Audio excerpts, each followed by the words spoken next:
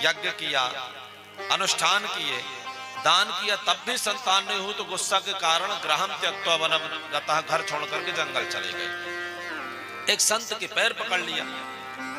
अब संत खूब समझाएं कि देखो तुम्हारे इस जन्म में नहीं 7 जन्मों में पुत्र नहीं है। तो महात्मा के सामने प्राण देने को लिए तैयार हो गए। महात्मा जी ने कहा रे भाई ऐसा नहीं करो, ब्रह्म हत्या लगेगी हमको। संत को दया आई भैया तो एक फल दे दिया, इसे अपनी पत्नी को देना, धर्म पूर्वक इस फल को खाए, भगवान कृपा करेंगे। आत्मदेव जी ने अपनी पत्नी को ला करके दिया और पत्नी क्रूर स्वभाव की थी, कुटिल स्वभाव की थी। पति से तो कह दिया कि खा लूंगी और सोचने लगी बताओ फल खाने से बच्चे होते हैं। हमारे पति पड़ गए बाबाओं के चक्कर में, पर उसको लगा कि पता नहीं फल खाने से अगर बच्चे हो गए तो काम बढ़ गया कि नहीं। पहले पेट बढ़ेगा, फिर भोजन कमेगा, फिर कमजोर हो जाऊंगी, फिर घर में काम करने के लिए किसी को बुलाना पड़ेगा और जो मैंने धन इकट्ठा करके रखा वो सब चुरा के ले जाएगी। पड़ोसन ने खूब समझाया तो कहने लगी अच्छा जब मेरा पेट बड़ा हो जाएगा और गांव में कहीं आग लग गई अगर तो तुम सब तो भाग जाओगी, मैं जलने के लिए रह जाऊंगी। पड़ोसन ने कहा रे बहना संसार में तू ही अकेली स्त्री नहीं है जिसके कि पेट बड़ा होगा और बच्चे होंगे। धुंधली नहीं मानती। एक दिन उसकी बहन आई तो बहन से अपना दुखड़ा बताया। बहन ने कहा क्यों? हे भगवान अभी तक तो इसके संतान हुई नहीं, अब आगे भी ना हो। क्योंकि उनको लगता है कि अब इसके कोई संतान नहीं होगी तो इसकी संपत्ति का कुछ शेयर हमें भी मिल जाएगा। धुंधले की बहन ने भी ऐसा भड़काया धुंधली को। धुंधली उसकी बातों में आगे इस फल का क्या करें? कहा तेरी गैया को खिला दे, उसके भी तो कुछ बच्चे वगैरह नहीं हो रहे हैं, पता तो चले कि महात्मा का प्रसाद कैसा है। फल खिला दिया गैया मैया को। पति देवता से कह दिया कि असर होने लग गया है। पति बाहर गए। कुछ समय के बाद जब धुंधले की बहन के संतान हुए तो उसने दे दिया, पति को खबर किए आए, खूब प्रसन्नता। कुछ समय के बाद गैया मैया ने बछड़े को जन्म नहीं दिया, एक मनुष्य बालक को जन्म दिया। सारा संसार आश्चर्य में कि जिसके घर पर एक बेटा नहीं हो रहा था आज उसकी गैया ने भी बेटा दिया है। तो गैया मैया के जैसे कान है जिसके, उसका नाम रख दिया गोकर्ण। धुंधली ने कहा कि मेरे बेटा का नाम भी मेरे से मिलता जुलता होना चाहिए। तो धुंधली का नाम था धुंधली, तो उसने अपने बेटे का नाम रख दिया धुंधकारी।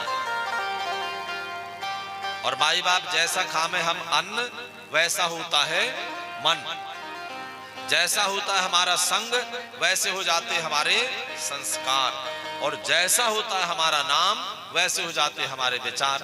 अच्छा जब ठंड खूब पड़ती है और किसी दिन कोहरा गिरता है तो लोग क्या कहते हैं? भाई आज तो बहुत धुंध है, कहते हैं ना। धुंध का मतलब प्रकाश कुछ दिखलाई नहीं पड़ रहा है। तो ऐसे अब नाम ही जिसका धुंधकारी हो गए, धुंध माने जिसके जीवन में प्रकाश है ही नहीं है। दूसरी बात, एक संतान हुई। आजकल तो ज्यादातर एक ही हो रही है ना, हम दो हमारे एक। तो एक आंख एक पुत्र, ये बड़े कष्टदायी है, इनसे सुख नहीं मिलता मैया। और उसमें भी अगर असावधानी हो जाए बच्चे के लालन पालन में, और बच्चा अगर दुर्गुणी निकल गया, बाटल वाला निकल गया, पाउच वाला निकल गया, सिगरेट वाला निकल गया, तो उसका जीवन खराब हुआ तो हुआ, साथ में माता पिता की वृद्धावस्था भी बिगड़ गई। बिगड़े कि नहीं? असावधानी हुई तो धुंधकारी दुष्ट निकल गया, दुराचारी निकल गया। गोकर्णः पंडितो ज्ञानी धुंधकारी महाखला। धुंधकारी महान दुष्ट निकल गया, दुराचारी निकल गया। पिता ने गोकर्ण जी से सलाह लिया। गोकर्ण जी ने कहा पिताजी देहे मांस रुधिरे भीमतिम त्यजत्वम। पिताजी ये जो शरीर है किससे बना है? मांस से, अस्थि से, मज्जा से। इसका क्या अभिमान करना है? बच्चों से भी मोह त्याग है, पत्नी से भी मोह त्याग है, और सेवस्व साधु पुरुषान, मन से साधुओं की सेवा करते हुए, संग अच्छा करते हुए भगवत भजन करें, परमात्मा कृपा करेंगे।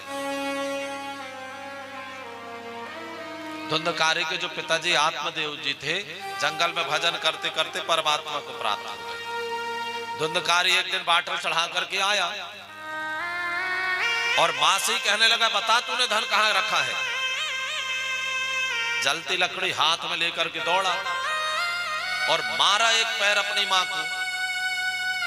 तो धुंधली ने दुख के कारण रात में कुएं में कूद करके प्राण दे दिए।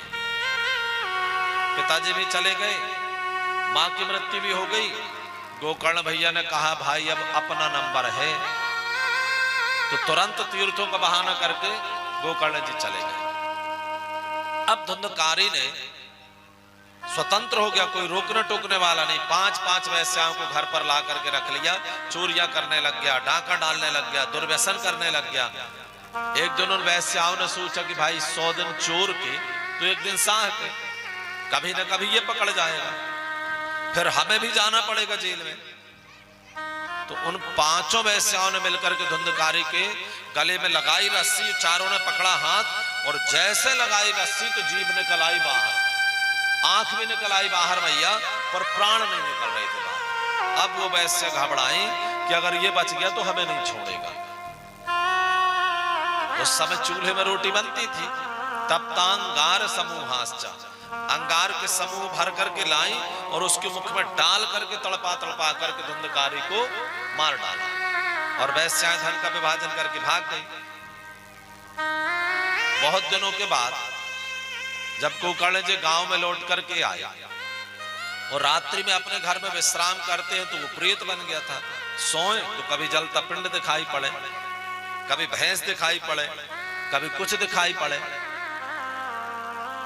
गोकर्ण जी समझ गए कि भैया ये कोई जीव है जो अधोगति को प्राप्त है। भैया कहा, क्यों डरवा रहे हो हमें।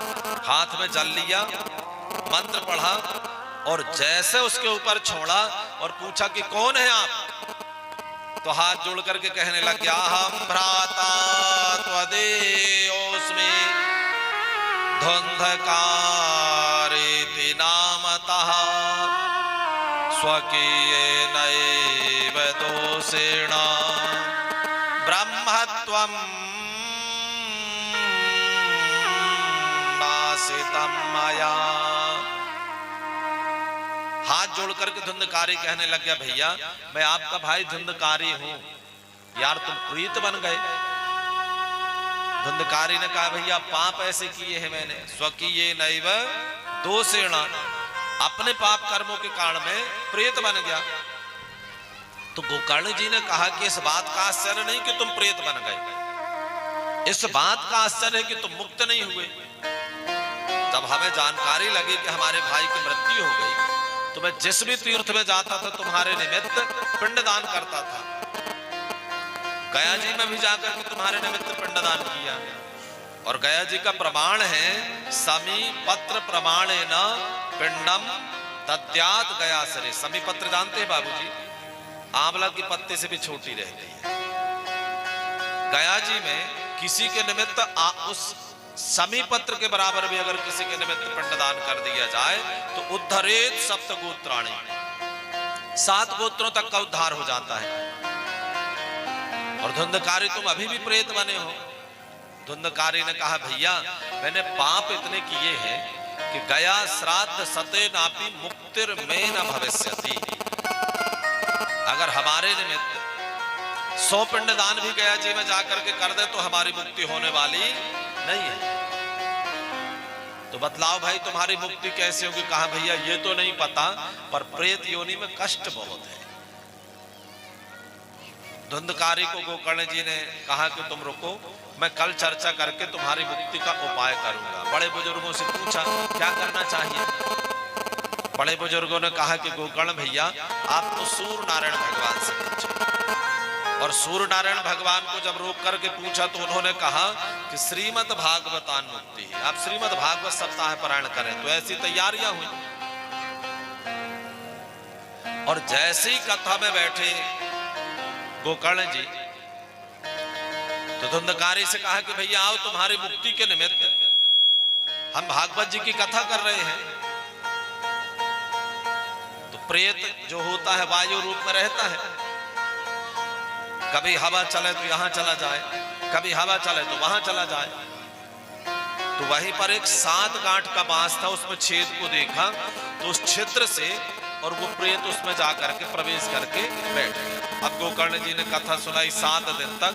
7 दिन में उस बांस की 7 ग्रंथियां खुल गई और उसमें से वो जो प्रेत था देवत्व का स्वरूप बना करके प्रकट हो गया और भागवत जी की महिमा का वर्णन करने लग गया। धन्य भागवती वार्ता प्रेत पीड़ा विनाशनी। धन्य है भागवत जी जिसने मुझ प्रेत को मुक्ति प्रदान कर दिया। उसी समय पर आकाश से विमान आया। अच्छा, सारे लोग देख रहे थे भैया प्रेत मुक्त हो गया। आकाश से विमान आया और धुंधकारी को लेकर के जाने लगे। गोकर्ण जी ने कहा रुकिए जरा, आप हमारे भाई साहब को कहां लेकर के जा रहे हैं? तो भगवान के पार्षदों ने कहा गोकर्ण भैया इनने भागवत जी की कथा सुना है ना, इसलिए अब ये मुक्त हो गए हैं, इसलिए अब हम इनको विमान लेकर के आए। तो गोकर्ण जी ने कहा अगर भागवत सुनने से विमान आता है, आनी तानी विमानानी न तेसाम योग पत्कुतः, अगर भागवत जी की कथा सुनने से विमान आता है तो सबने कथा सुना है, सबके लिए एक एक विमान आना चाहिए। कहीं ऐसा तो नहीं कि केवल प्रेतों के लिए बस आता हो। अगर ऐसा हो तो भी बता दे भाई, हम पहले पाप कर्म करें फिर किसी को पैसा दे जाए कि भैया मरने के बाद हम प्रेत बनेंगे तो हमारे निमित्त भागवत की कथा सुना देना, तो फिर हमारे लिए विमान आएगा। भगवान के पार्षद मुस्कुराने लगे। उन्होंने कहा कि ये जो भगवान की कृपा है, जैसे बारिश हो तो एक सा बारिश होगी जितने जगह में बरसेगा, इसी प्रकार ये जो भगवान की कथा रूपी अमृत है, ये जब बरसती है तो समान रूप से बरसती है भगवान की कृपा। बस अंतर इतना है कि बारिश हो तो बारिश में किसी ने लोटा रख दिया, किसी ने बाल्टी रख दिया, किसी ने ड्रम रख दिया, तो ड्रम वाले का ड्रम भरेगा, बाल्टी वाले की बाल्टी भरेगी और लोटा वाले का लोटा भरेगा। अब लोटा वाला कहने लग जाए बताओ भगवान ने तो हमको कोई लोटा पानी दिया है, तो गलती किसकी है? अपनी है भाई। हमने छोटा पात्र रखा तो छोटा प्राप्त हुआ, कम जल प्राप्त हुआ। इसी प्रकार हमने कथा श्रवण कैसे किया है उसके अनुसार हमें उसका फल प्राप्त होता है। तो भगवान के पार्षदों ने कहा कि गोकर्ण भैया आप दोबारा भागवत जी की कथा करें और भगवान की बड़ी कृपा होगी। तो दोबारा श्रावण मास में यहाँ पर धुंधकारी तो चले गए। दोबारा श्रावण मास में गोकर्ण भैया ने भागवत जी की कथा श्रवण किया और सब लोगों को श्रवण कराया, तो फिर उतने विमान आए और सब भगवान के साथ बैठ करके परम धाम को जाते हैं।